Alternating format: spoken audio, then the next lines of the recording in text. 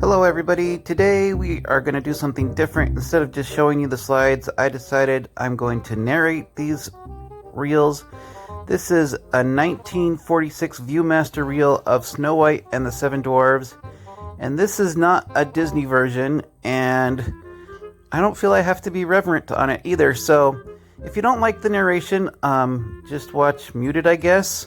Otherwise, feel free to listen to whatever comment I feel like on these. So let's get on with the first slide.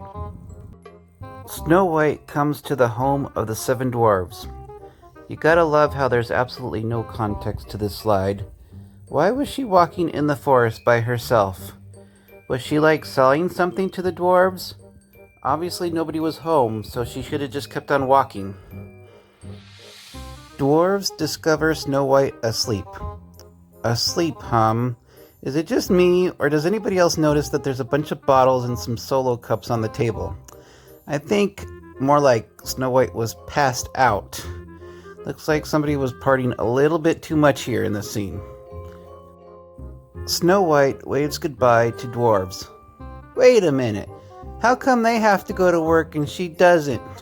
At least in the Disney version she cleaned up the house. You mean she just gets to party in this house all day? I don't think that's very fair to the dwarves. I'm not exactly sure why the dwarves let her do this.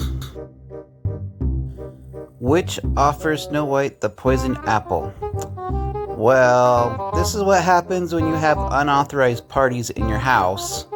You always invite that one crazy person that wasn't really invited, and the next thing you know, you're getting poisoned apples. Lesson to be learned here, folks.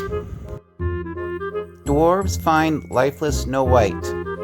Lifeless or passed out? I can't help but notice the bottles are back in the corner again. I mean, you'd think these dwarves would have learned, or at least she would have shared, or maybe they need to get to her AA meeting, you know. Admitting you have a problem is the first step. Glass coffin placed on mountaintop.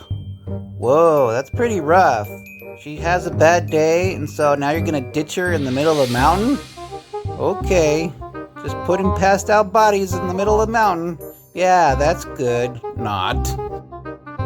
Snow White consents to marry Prince. Wait a minute, where did this guy come from? You mean this guy just runs in the mountaintops and he looks for lifeless bodies to marry? And the dwarves are cool with that? I mean, if my friend was passed out and some guy just came into the middle of the mountaintop and said, "Hey, do you want to marry my friend?" I'd say no, because I like my friend and I don't want her to get divorced in like 2 months when she realizes that she married some kind of weird guy that she found on the middle of a mountaintop. And we're just gonna hope that they lived happily ever after, because that was the last slide. And so I hope you enjoyed this little version of Snow White and the Seven Dwarfs from 1946, not the Disney version. If you liked it, please let me know.